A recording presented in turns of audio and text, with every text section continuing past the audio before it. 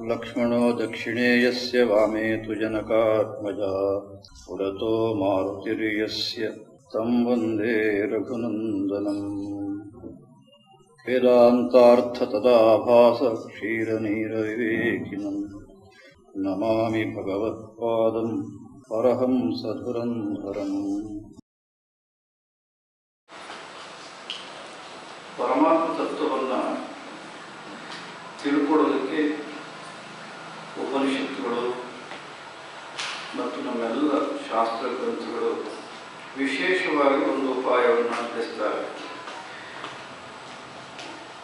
ಅದು ಈ ಸೃಷ್ಟಿ ಹೇಗಾಯಿತು ಅನ್ನೋದನ್ನು ತಿಳಿಸೋದರ ಮೂಲಕ ಆ ಸೃಷ್ಟಿಯ ಮೂಲವಾದಂತಹ ಪರಮಾತ್ಮ ವಸ್ತುವನ್ನು ತಿಳ್ಕೊಳ್ಳೋದಕ್ಕೆ ನಮಗೆ ವಿಶೇಷವಾಗಿ ಆ ಸೃಷ್ಟಿಯ ವಿಚಾರವನ್ನು ತಿಳಿಸುತ್ತಾರೆ. ಉಪನಿಷತ್ತು ಹೇಳುತ್ತೆ ಈ ಜಗತ್ತಿನ ಸೃಷ್ಟಿ ಯಾವ ರೂಪದಲ್ಲಿ ಆಯಿತು, ಯಾವ ಕ್ರಮದಲ್ಲಿ ಆಯಿತು ಅಂತಂದರೆ, ಆತ್ಮನಿಂದ ಆಕಾಶ ಹುಟ್ಟಿತು, ಆಕಾಶದಿಂದ ವಾಯು, ವಾಯುವಿನಿಂದ ಅಗ್ನಿ, ಅಗ್ನಿಯಿಂದ ನೀರು, ನೀರಿನಿಂದ ಪೃಥ್ವಿ ಅಂತ ಈ ಒಂದು ಪದ್ಧತಿ, ಈ ಸೋಪಾನವನ್ನು ನಾವು ತಿಳಿಸುತ್ತೇವೆ. ತೈತ್ರೀಯ ಉಪನಿಷತ್ತು ತಸ್ಮಾದ್ವಾ ಏತಸ್ಮಾತ್ ಆತ್ಮನ ಆಕಾಶ ಸಂಭೂತಃ ಅಂತ ಮಂತ್ರ ಶುರುವಾಗುತ್ತೆ. ಪೃಥ್ವಿಯಿಂದ ಅನ್ನ, ಅನ್ನದಿಂದ ಪುರುಷ ಅಂತ ಹೀಗೆ ಸೃಷ್ಟಿಯನ್ನು ಹೇಳುತ್ತೆ. ಉಳಿದ ಉಪನಿಷತ್ತುಗಳು ಕೂಡ ಅದನ್ನೇ ಅನುಸರಿಸುತ್ತಾರೆ ಅನ್ನೋದು ಎಲ್ಲ ನಮ್ಮ ಜ್ಞಾನಿಗಳ ತೀರ್ಮಾನ. ಭಗವತ್ಪಾದ ಶಂಕರರು ಅದನ್ನು ಭಾಷೆಯಲ್ಲಿ ಮತ್ತೆ ಮತ್ತೆ ನಮಗೆ ತಿಳಿಸುತ್ತಾರೆ. ವ್ಯಾಸ ಮಹರ್ಷಿಗಳು ಅಕ್ಷರ ಖಂ ತಥೋ ವಾಯು ತಥೋ ಜ್ಯೋತಿ ತಥೋ ಜಲಂ ಜಲಾತ್ ಪ್ರಸೂತ ಜಗತಿ ಜಗತ್ಯಾನುಜಾಯತೆ ಜಗತ್ತು ಅಂತ ಒಂದು ಉಪದೇಶದಲ್ಲಿ ತಿಳಿಸ್ತಾರೆ. ಮೋಕ್ಷದ ಅನುಭವದಲ್ಲಿ ಅಕ್ಷರ ಅಂದ್ರೆ ಒಂದೇ, ಆತ್ಮ ಅಂದ್ರೆ ಒಂದೇ, ಪರಮಾತ್ಮ ಅಂದ್ರೆ ಒಂದೇ. ಅದರಿಂದ ಖಂ ಅಂದರೆ ಆಕಾಶ, ಅದರಿಂದ ವಾಯು ತಥೋ ವಾಯು, ವಾಯುವಿನಿಂದ ಜ್ಯೋತಿ ಅಂದರೆ ಅಗ್ನಿ, ಅದರಿಂದ ನೀರು ಅಂತ ಉಪನಿಷತ್ತು ಹೇಳುತ್ತೆ. ಜಲ ಅಂತ ಇಲ್ಲಿ ವ್ಯಾಸಮಹರ್ಷಿ ಹೇಳ್ತಾರೆ. ಜಲದಿಂದ ಪೃಥ್ವಿ, ಪೃಥ್ವಿಯಲ್ಲಿ ಮತ್ತೆ ಉಳಿದದ್ದೆಲ್ಲ ಇಡೀ ನಮ್ಮ ಈ ಸೃಷ್ಟಿ ಪ್ರಪಂಚ ಅಂತ ಹೇಳ್ತೇವೆ ಅದೆಲ್ಲ ಒಂದೊಂದೇ ಹುಟ್ಟು ಅಂತ ವ್ಯಾಸಮಹರ್ಷಿಗಳು ಕೂಡ ಅದೇ ಕ್ರಮವನ್ನು ನಮಗೆ ತಿಳಿಸುತ್ತಾರೆ ಮಹಾಭಾರತದಲ್ಲಿ. ಭಗವತ್ಪಾದ ಶಂಕರರು ರಾಮಭುಜಂಗ ಪ್ರಯಾಸ ಸ್ತೋತ್ರದಲ್ಲಿ ಪ್ರಾರ್ಥನೆ ಮಾಡಿದ್ದನ್ನು ನೋಡಿದರೆ ನಮಗೆ ಸ್ಪಷ್ಟವಾಗುತ್ತೆ.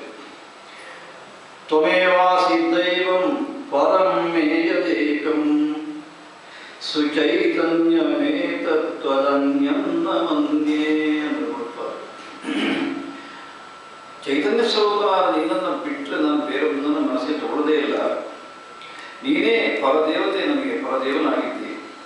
ನೀ ಎಂಥವ ಅಂದರೆ ಯಥೋಭೂತಮೇಯಂ ವಿಯದ್ವಾಯು ತೇಜೋ ಜಲೋರ್ವ್ಯಾಧಿ ಕಾಯಂ ಚರಂಚ ಅಂದ್ಬಿಟ್ಟು ಈ ಎರಡು ಪಂಕ್ತಿಗಳಲ್ಲಿ ಈ ಉಪನಿಷತ್ನಲ್ಲಿ ಹೇಳಿದ, ಮಹಾಭಾರತದಲ್ಲಿ ಹೇಳಿದ ಅದೇ ಪ್ರಕ್ರಿಯೆಯನ್ನು ನಾನು ತಿಳಿಸುತ್ತಾರೆ. ಯತಃ ಅಭೂತ್ ಅಮೇಯಂ ವಿಯತ್ ವಾಯು ತೇಜ ಜಲ ಊರ್ವ್ಯಾಧಿ ಆ ನಿನ್ನಿಂದ ವಿಯತ್ ಅಂದರೆ ಆಕಾಶ, ಅದರಿಂದ ವಾಯು, ಆಮೇಲೆ ತೇಜಸ್ಸು, ಆಮೇಲೆ ಜಲ, ಆಮೇಲೆ ಅಗ್ನಿ, ಆಮೇಲೆ ತೇಜಸ್. ಅದು ಅಗ್ನಿಗೆ ತೇಜಸ್ ಶಬ್ದವನ್ನು ಇಲ್ಲಿ ರಾಮಭುಜಂಗದಲ್ಲಿ ಹೇಳ್ತಾರೆ. ಅದಾದಮೇಲೆ ಜಲ, ಆಮೇಲೆ ಪೃಥ್ವಿ, ಆಮೇಲೆ ಚರ ಮತ್ತು ಅಚರ ಎಲ್ಲ ಪ್ರಪಂಚ ಹುಟ್ಟು ಅಂತ ಹೇಳ್ತಾರೆ. ಅದಕ್ಕಿಂತ ಹಿಂದೆ ನಾವು ಅಭ್ಯಾಸ ಮಾಡಿ ಸೌಂದರ್ಯಹರಿ ಉತ್ಪಾದನೆ ಹೇಳ್ತಾರೆ ಅಂದರೆ ಮನಸ್ತ್ವಂ ವ್ಯೋಮತ್ವಂ ಅಂತ ಹೇಳ್ತಾರೆ. ಇದೇ ಪ್ರಕ್ರಿಯೆ. ಆ ಸ್ತೋತ್ರವನ್ನು ನಾವು ನೆನಪು ಮಾಡಿಕೊಂಡ್ರೆ ನಮಗೆ ಸ್ಪಷ್ಟವಾಗುತ್ತೆ. ಕಾರಣ ಏನು ಅಂತಂದರೆ, ಉಪದೇಶಾಸ್ತ್ರೆಯಲ್ಲಿ ಒಂದು ಉಪದೇಶವನ್ನು ಮಾಡ್ತಾ ಇರುವಂತಹ ನಾನಾಗಲೇ ಹೇಳಿದೆ, ಈ ಉಪನಿಷತ್ತಿನ ಸೃಷ್ಟಿ ಪ್ರಕ್ರಿಯೆಯನ್ನು ಹೇಳೋದು ನಮಗೆ ಆ ಪರಮಾತ್ಮ ಸೃಷ್ಟಿಕರ್ತನಾದ ಪರಮಾತ್ಮನ ತತ್ವವನ್ನು ತಿಳ್ಕೊಳ್ಳೋದಕ್ಕೆ. ಅದು ಹೇಗೆ ಅನ್ನೋದನ್ನು ಇದೇ ಕ್ರಮದಲ್ಲಿ ನಮಗೆ ತಿಳಿಸ್ತಾ ಇರುವಂಥದ್ದು. ಇದೇ ಕ್ರಮದಲ್ಲಿ ಅಂದರೆ ಸೃಷ್ಟಿ ಕ್ರಮದಲ್ಲಿ ಅಲ್ಲ, ತಿಳ್ಕೊಳ್ಳೋದು ನಾವು ಇಲ್ಲಿಂದ ಹೋಗಬೇಕು, ಪೃಥ್ವಿಯಿಂದ ಹೋಗಬೇಕು. ಉಪದೇಶ ಅಂತ ಹೇಳ್ತಾರೆ, ಸೂಕ್ಷ್ಮತಾ ವ್ಯಾಪಿತೇ ಜ್ಞೇಯೇ ಗಂಧಾದೇ ಉತ್ತರೋತ್ತರಂ ಪ್ರತ್ಯಗಾತ್ಮಾವಸಾನೇಶು ಪೂರ್ವ ಪ್ರಹಾಣತಃ. ಚಿಕ್ಕ ಶ್ಲೋಕ. ಅದು ಹೇಳ್ತಾರೆ ಒಬ್ಬರು, ಈ ಪೃಥ್ವಿಯಿಂದ ಗಂಧ ಅಂದರೆ ಪೃಥ್ವಿಯಿಂದ ಆರಂಭಿಸಿ ನಾವು ಒಂದೊಂದೇ ಹಿಂದಕ್ಕೆ ಹೋಗ್ತಾ ಇದ್ದಾರೆ. ಅಂದರೆ ಸೃಷ್ಟಿಯಾದ್ದು ಆತ್ಮನಿಂದ ಆತ್ಮ ಸೃಷ್ಟಿಯಾದ್ದಲ್ಲ, ಆತ್ಮನಿಂದ ಆಕಾಶ, ಆಕಾಶದಿಂದ ವಾಯು, ಹೀಗೆ ಸೃಷ್ಟಿಯಾಯಿತು. ಈಗ ಆ ಪರಮಾತ್ಮನ ತಿಳ್ಕೊಳ್ಬೇಕಾದ್ರೆ ಈ ಕೊನೆಯದಾದ ಪೃಥ್ವಿ ಇದೆಯಲ್ಲ ಸೃಷ್ಟಿ ಪ್ರಕ್ರಿಯೆಯಲ್ಲಿ, ಅಲ್ಲಿಂದ ಹಿಂದಕ್ಕೆ ಹೋಗು. ಪೃಥ್ವಿಯ ತತ್ವ ಏನು ಅಂತ ಹೋಗು ಜಲತತ್ವ ಏನು ಅಂತ ನೋಡುವ ಅಗ್ನಿ ಕಾರಣವಾದ ಯಾವುದು ಅಂತ ವಿಚಾರ ಮಾಡುವ ವಾಯು, ಅದಕ್ಕೆ ಕಾರಣವಾದ ಆಕಾಶಕ್ಕೂ ಕಾರಣವಾದ ಪರಮಾತ್ಮ ಅಲ್ಲಿ ಹೋಗಿ ನಿಂದಿರುತ್ತಿ. ಅದು ಪ್ರತ್ಯೇಗಾತ್ಮ ಅವಸಾನೇಶು, ಕೊನೆಗೂ ಪ್ರತ್ಯೇಗಾತ್ಮ ತನ್ನ ಸ್ವರೂಪವಾದಂತಹ ಆತ್ಮಸ್ವರೂಪದಲ್ಲಿ ಹೋಗಿ ನಿಂತಿರುತ್ತೆ. ಹೀಗೆ ಸೂಕ್ಷ್ಮತಾವ್ಯಾಯ ಪ್ರಕರಣ ಅಂತ ಕರೆದಿದ್ದಾರೆ ಉಪದೇಶ ಸಹಸ್ರ. ಅಂದರೆ ಒಂದು ಸೂಕ್ಷ್ಮಕ್ಕೆ ಹೋಗ್ತಾ ಪರಮ ಸೂಕ್ಷ್ಮದಲ್ಲಿ ಹೋಗಿ ನಿಲ್ಲುವಂತಹ ಅದೇ ಉದ್ದೇಶದಿಂದ ಸೃಷ್ಟಿ ಪ್ರಕ್ರಿಯೆಯನ್ನು ಹೇಳಿದ್ದಾರೆ. ಆ ಸೃಷ್ಟಿ ಪ್ರಕ್ರಿಯೆಯ ಒಂದು ವಿಚಾರದಲ್ಲಿ ಎಲ್ಲ ಶಾಸ್ತ್ರಕಾರರು ಜ್ಞಾನಿಗಳು ಒಮ್ಮತ. ಅದನ್ನು ಆ ರೀತಿಯಲ್ಲಿ ತಿಳ್ಕೊಳ್ಳೋದೇ ಬಹಳ ಮುಖ್ಯವಾದ. ಅದಕ್ಕಾಗಿ ನಾನು ಇವತ್ತು ವಿಶೇಷವಾಗಿ ಉಲ್ಲೇಖ ಮಾಡಿದ್ದೇನೆ.